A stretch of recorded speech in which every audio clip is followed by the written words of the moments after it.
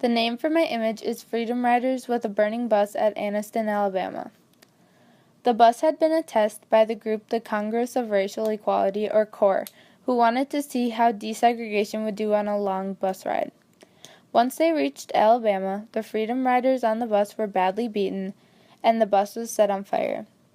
Even though violence was involved, new CORE members and other civil rights activists rushed to Anniston to continue the ride.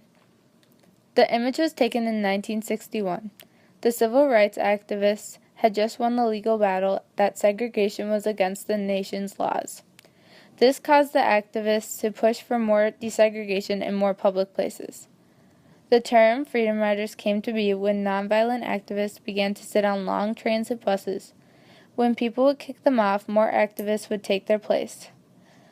The picture shows just how much of a struggle the Freedom Riders and other civil rights activists had to face in order to gain the equality they deserved. The South was the activists' main goal for desegregation because of the strong belief they had about whites being superior.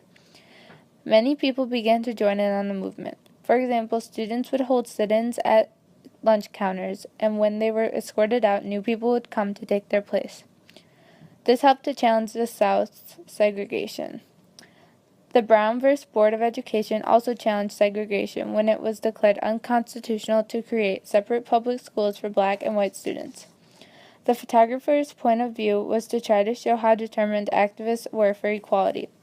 This is demonstrated by the fact that even though the Freedom Riders were beaten and the bus was on fire, they kept pushing forward, and in the end they created a nation of equality. The reason I selected this image was because I found it inspiring that they had to go through such extreme measures, but still stood up for what they believed in.